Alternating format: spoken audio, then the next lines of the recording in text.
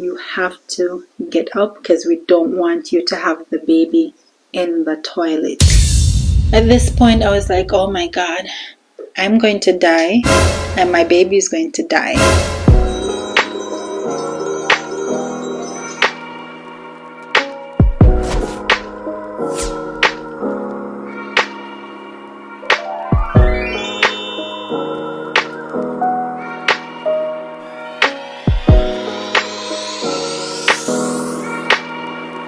What's up guys, welcome back to our channel. So today I'm back with another story time, and this is part 2, my labor and delivery story. Now in order for me to give you that story, as usual, I'm going to give you a backstory. Okay, so I think I was about 34 weeks and I felt a really sharp pain in my lower abdomen. So I called my doctor and he told me to go to the hospital to get checked out to see if I am going into labor. So I did just that, and when they checked me, I wasn't dilated at all.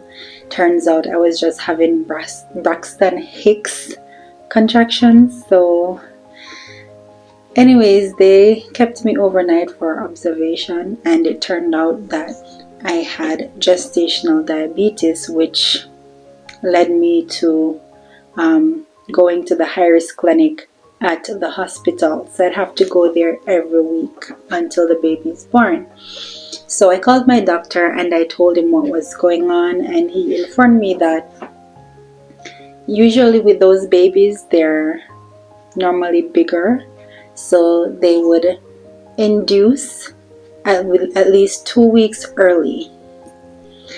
Now guys, I was so happy about that because my belly was huge.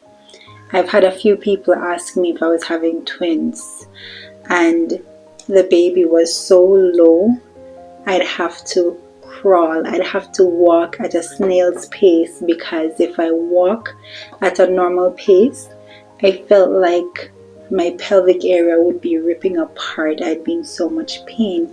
So this was good news for me. Anyway, I went to the Harris clinic, and when I saw the OB, I told him what my OB said, that I'd be induced because hey, I'm ready. And he's like, oh yes, we would induce, we normally induce. So he said, okay, I'll induce next week. Right. So I was so happy. When I went back to my following appointment the following week, he was like, let's give the baby another week, make sure his lungs are developed properly. And I was like, okay. And so the following week I went back. I could tell he was about to change his mind again. I was like, no, like I want this baby out now. At that time I was about 37 weeks and some days, right? And he said to me, okay, fine, we'll induce. I was so excited, like I was happy to get rid of this belly. I was happy to meet my baby. I was just so happy for the experience of everything. I was really happy. So in my excitement, I said to him, can we induce today, like tonight? And he's like, no, we have to do some tests first, so we'll induce tomorrow morning at 10. So I didn't go home. Kwesi ended up bringing my stuff there, and I stayed there Thursday night, and the Friday morning I would have been induced. So that was the longest wait. Like normally we'd get up like really early in the mornings to do like our blood work or urinalysis, stuff like that. And so I'd be up from then, right? And so that was the longest I've ever had to wait for 10 o'clock to arrive. It seemed like I was waiting for days and 10 o'clock wouldn't arrive. Anyway, when the doctor finally came in and she did her thing, she said that I should lay down for an hour for it to work. Guys, I was so anxious. I was so excited. I laid there for 2 hours because I wanted this to work, okay? Anyways, I was there, and one thing you should know in the public system in Jamaica, in the public hospitals, you don't get your own room. So you normally would have a large room with a few beds, but you'll have like a curtain separating each bed. That's all the privacy you get, a curtain. So I was in there, I was in the prenatal ward, and I was a bit annoyed because nothing was happening. And so I got up and I went to the nurse's station, and I saw the sister, and I was like, this is not working. Like, I don't feel any different. I don't think what the doctor did is working. And she said to me, Mrs. Fraser, please go back and get some rest because you are going to need it. So I was like, I was so annoyed. So I went back to my bed, and then a nurse came in after me, and she said, you need to pack your basin for the delivery room. Now, that basin would contain the stuff you need for the baby when the baby is born, as well as stuff for you, right? Like a change of outfit, underwear, all those stuff. And when she left, I was like, oh Lord, whatever. Like, I was just annoyed because I don't think what the doctor did was working. And it, in my opinion, it should have started working by now. Granted, I know nothing about being induced. I've never had a child before. I've never spoken to anyone about being induced. I've never had anyone share their experience. So I'm like just overly anxious. So the lady on the bed next to me, she was like, do you want me to pack it for you? I was like, sure, whatever, if you want, go ahead. And she packed it and she laid it on the foot of my bed, and we were there talking and laughing. And then I realized that I started to feel a heaviness down there, and I kept going to the bathroom more often. And I remember the last time I went to the bathroom, I beckoned to the girl on the bed next to me.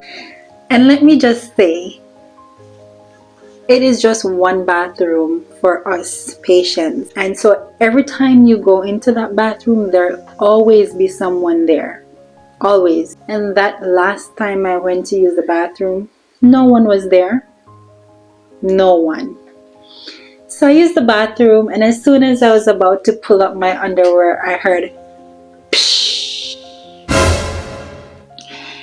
Guys, I was like, what the hell? But before I was about to get that thought out, I started feeling contractions, and they were like they were not letting up. I sat back on the toilet and I was calling out for help. No one would hear me. Next door is the staff's bathroom, so I heard someone using the sink next door. So I called out to that person and I told that person my water broke. She was like, what? I just turned on the pipe. Like, she's telling me what I'm hearing is her using the sink. So it's like, no, the baby is coming. And she's like, oh, let me get the nurse. And then the nurse ran in and she's like, get up, Mrs. Fraser, you have to get up off the toilet. Guys, I'm still there sitting with my underwear at my ankle. I was in so much pain, I couldn't even move. And she's like, get up, you need to get up, and we need to go and get you checked. I was like, nurse, I cannot move, I cannot do this. I'm in so much pain. And she's like, Mrs. Fraser, you have to get up because we don't want you to have the baby in the toilet. I was like, oh. So I dragged myself out the bathroom And so I had to pass the nurse's station in order to go to the delivery room. And guess who I saw? The sister. I saw the sister, and she looked me in the eye and she was like, "No, that you did one. And that you did a complaint for. So you get it now. You're alright. You're good now." And guys, I wanted to punch her in the face, but I held my tongue. When we got to the delivery room, the midwife, she checked me. I was 3 centimeters dilated, I think. And then she said to me, "I need you to go over to the other side of the room."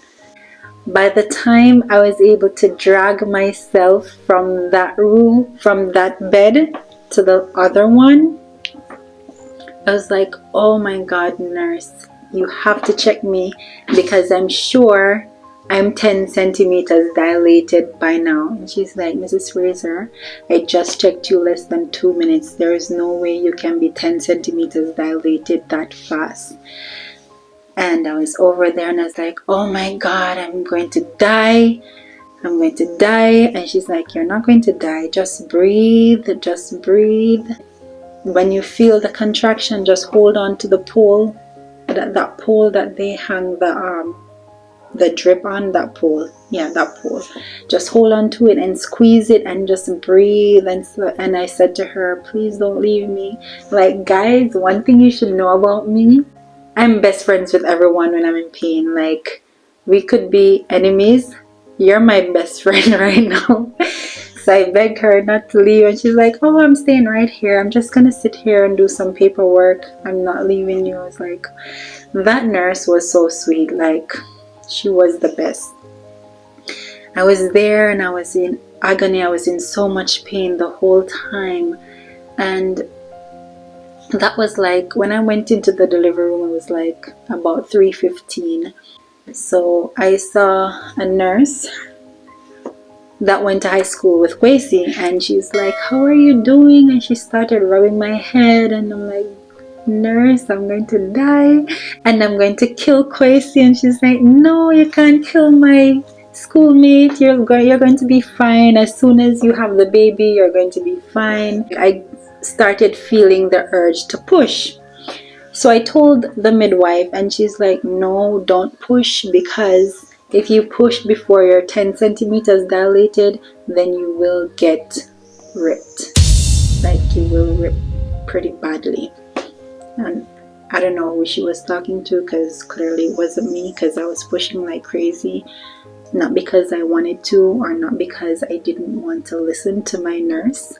It was because it was happening regardless. Like, it was totally involuntary. So when I told her that, she came and she checked me again. She's like, "Oh, you're 8 centimeters dilated. I'm gonna set up for delivery now." And guys, I could hear the hallelujah chorus. I was like, "Yes, I'm gonna have my baby now, and everything is going to be okay. All of this is going to be over." So I was there, and she checked me again, and she's like, "Oh, you're 10 centimeters dilated now. You can push." And guys, I was pushing, and it's like every time I try to push, the pain would stop. Guys, I was pushing for half an hour, and that baby was stuck. He wasn't going anywhere. So she came up to the head of my bed and she said to me, "Mrs. Fraser, the baby's in the passage for too long now. We need to get him out or he might die."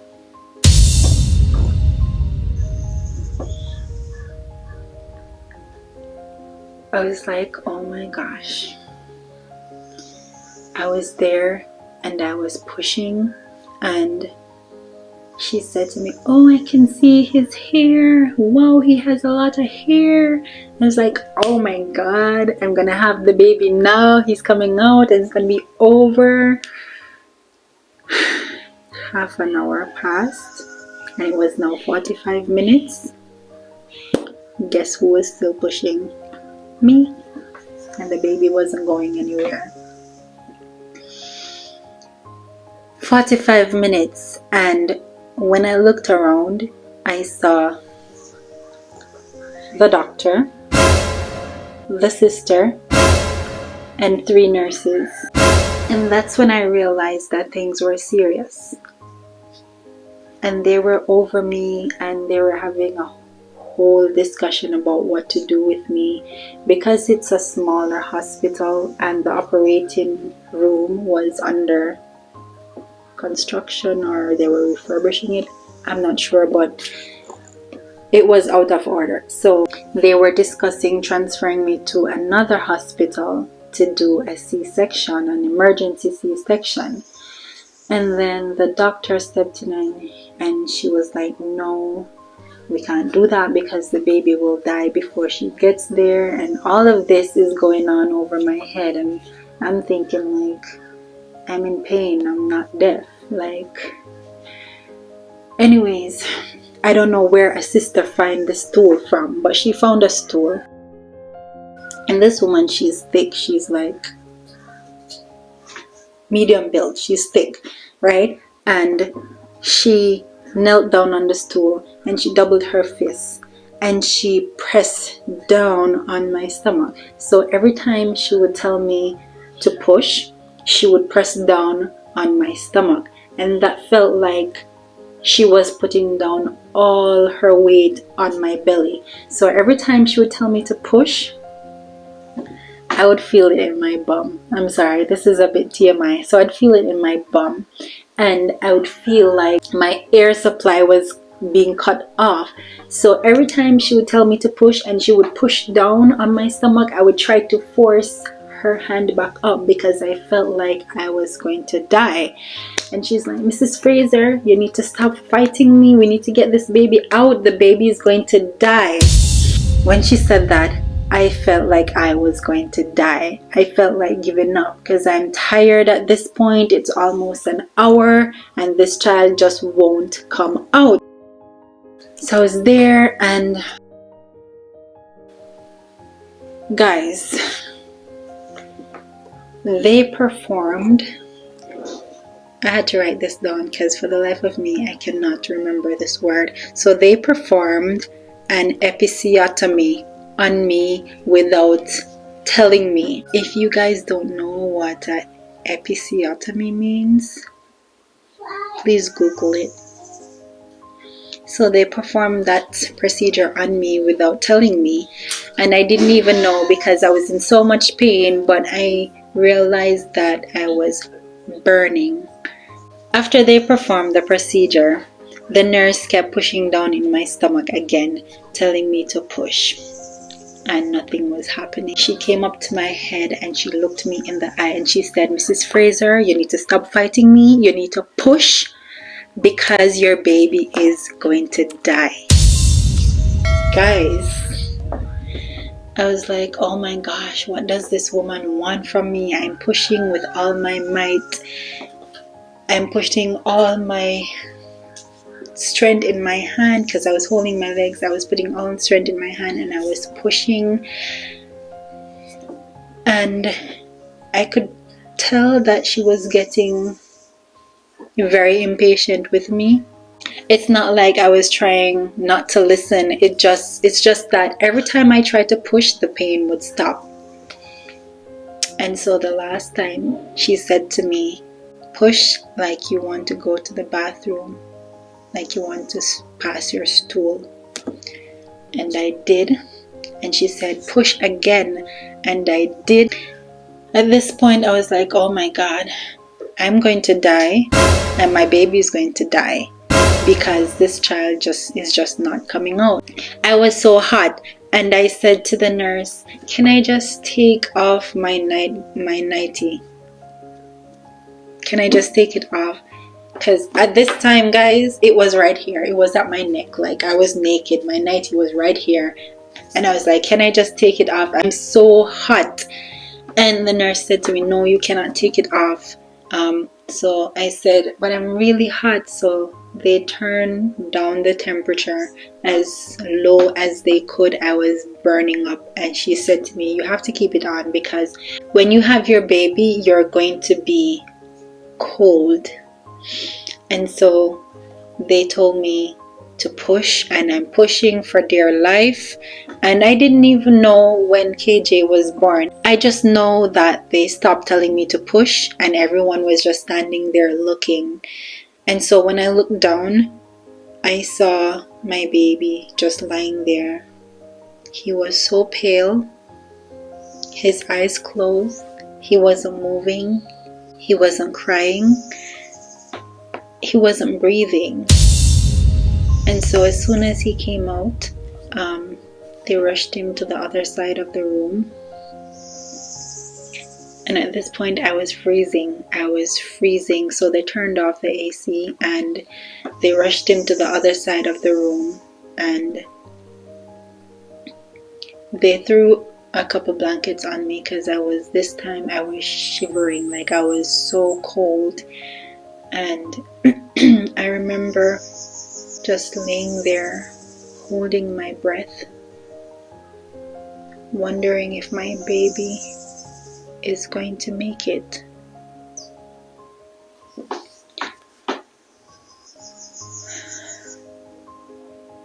And they were over there for so long trying to get him to breathe, trying so long to resuscitate him, and I kept listening just to hear him cry, and he wouldn't. And I remember I was there praying and I was saying, God, are you really going to let me go through all of this just to take my baby away from me? And I was there just holding my breath, wondering what was going on. And then I heard a little weak cry, and I was like, oh my gosh, thank you, Jesus. And the crying kept getting stronger and stronger. And so they left him over there on the oxygen, and I had him at 8:01 that Friday night. Guys, when they were through with him and they came back to me, because no one cared about me anymore, all the focus, all the attention was on the baby. The midwife came up to me and she said, it's time to deliver the placenta. So I was like, cool, the hardest part is over, let's do this. So she tugged on the umbilical cord to help the placenta descend, and it broke.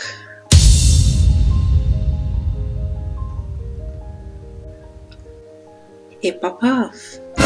It broke off. So she told me to start coughing, and that would help the placenta descend. So as they're coughing out my lungs, nothing. So she told me she would have to give me a bag of fluid, basically to bring on contraction on me, so that would definitely help the placenta to descend. Guys, the bag was empty. All that unnecessary pain for no reason, because the placenta still didn't descend. At this point, she decided she was gonna go in with her hand and pull it out. Guys, I'm sorry, this is a bit TMI, but just bear with me. So she inserted her hand and pulled it out. And then she covered me with the blankets again because I was still shivering cold. And I had to lay there for the doctor to come back in and stitch me up. Now I had my baby at 8:01 p.m. I had to lay there in a pool of my own blood until 11:45 for the doctor to come and stitch me up. Granted, no one knew I was bleeding out because no one checked. When the doctor finally arrived and they removed the layers of blankets, that's when they realized, oh, I lost 400 ml of blood. The doctor came and she brought one little vial of anesthesia. Guys, she ran out, of course, and guess what she did? Just guess. I'll wait. She stitched me up without anesthesia. Without anesthesia. And guys, I swear I was bawling more then than I was when I was delivering the baby. She was there stitching me up for half an hour. I know this because the clock was on the wall right in front of my bed. When she was through, the nurse came back and she asked me, "Are you able to go and take a shower?" Like, this lady cannot be serious. I'm expected to just get up and go take a shower now. So I said no. And I'm pretty sure I won't be able to in the morning either. So is it okay for my husband to come and give me a bath? She's like, no, it's just the one bathroom and it's all ladies, so he won't be allowed. So I was like, okay, can my neighbor come and give me a bath? And she's like, sure, as long as it's within the visiting hour. So she said to me, I'm going to change your nightie, your nightgown, because it got messed up. Of course, because I was laying in a pool of my own blood. So she told me to sit up. And guys, when I tried to sit up, I was just falling on my face. I was that weak and exhausted. So she used one hand to hold me up and the other to quickly put on my clothes. She then helped me into the wheelchair where she wheeled me to my bed. Best believe the following day, I couldn't help myself. I was in so much pain and I was so exhausted. I couldn't walk from here to that door without stopping because I was out of breath. That's how exhausted I was. So my neighbor, shout out to you, Michelle, my neighbor was the one that had to wheel me to the bathroom, give me a bath, and back to my bed again. So Kwesi Jr., KJ as we all call him, was born on August 4, 2017 at 8:01 p.m. And this is the story. This is my labor and delivery story, guys. I hope you guys enjoyed it. Thank you so much for watching, and we'll see you in the next video.